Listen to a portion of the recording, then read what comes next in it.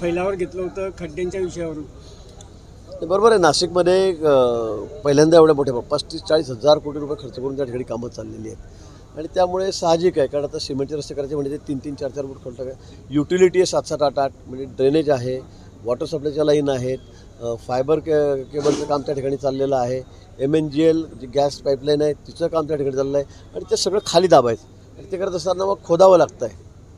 खाली जवळ 5-5, 7-7 फूट खोदावं लागतं आहे आणि त्यानंतर मग त्याला सेट करून त्याच्यावर मग कॉन्क्रिटीकरण होतं आहे आणि म्हणून साहजिक आहे नागरिकांना त्रास होतो आहे, नाशिककरांना त्रास होतो आहे आणि मी आधीच सांगितलेलं होतं 2-3-4 महिने आधी की बाबा मी माफीच मागतो पण तुम्हाला 4 महिने त्रास सहन करावा लागेल पावसाळा झाल्यावर सुरू आणि कामं अतिशय वेगात सुरू आहे. तरी काही ठिकाणी खड्डे बुजवण्याचं काम कारण जो ठेकेदार आहे तो रस्त्याचं काम करतो आहे तर तो अर्धा रस्ता करतो आहे तर अर्धा रस्त्यामध्ये ट्रॅफिक सुरू आहे तर ती रस्त्याची मरम्मत असेल त्याचे खड्डे बुजवायचं काम त्याचं मेंटेनन्स हे सुद्धा त्या ठिकाणी त्या ठेकेदाराची जबाबदारी आहे आणि ते त्या ठिकाणी चूकपणे करत नव्हते आणि म्हणून मी त्यांना थोडी तंबीज दिलेली सगळ्या ठेकेदारांना कडक भाषेमध्ये या ठिकाणी सांगितलेलं आहे. MNGL आमचे रस्ते झाल्यावर काही ठिकाणी खोदून राहिलेले सिमेंटचे रस्ते झाल्यावर तर हे बरोबर नाही म्हणून त्यांनासुद्धा आम्ही कडक भाषेमध्ये सांगितलेलं आहे. पण मला वाटतं की कुंभमेळा आता 1 वर्ष राहिलेला आहे.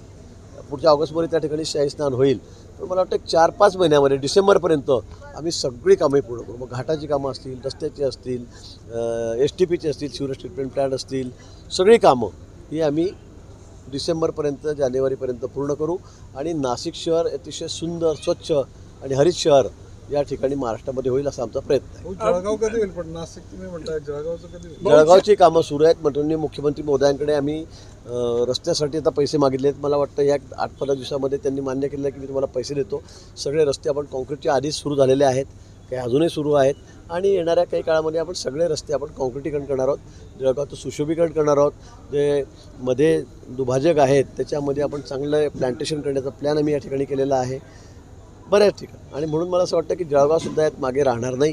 ते सुद्धा स्वच्छ सुंदर हरित करण्याचा आमचा मनोदय आहे.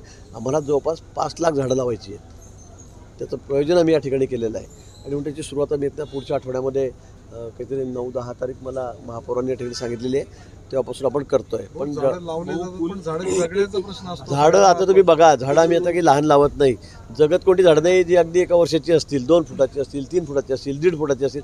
आम्ही 6 फुटाच्या वर तुम्ही नाशिकला जाऊन बघा म्हणजे इतकी सुंदर महारान तयार झालेले आहेत की लोक आता तिथे फिरायला जायला लागले आहेत आणि 9 महिने 8च महिन्यामध्ये जे आम्ही हैदराबादहून झाडं लावली 15-15-20 फुटाची एकही झाड मेलेलं नाही आणि आता दर रविवारी आम्ही 10,000 झाडं लावतो.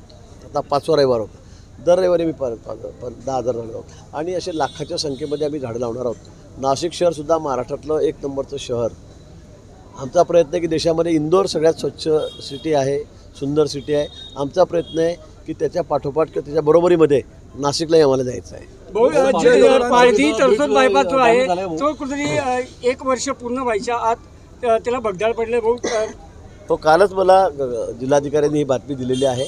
मी उद्या स्वतः जाऊन पाहणी करतो आहे. दिल्लीची टीम येऊन काल पाहणी करून त्या ठिकाणी गेलेली आहे. दुरुस्तीचं काम त्याचं सुरू आहे पण नेमकं काय झालं कशामुळे झालं हे आता मला माहीत नाही.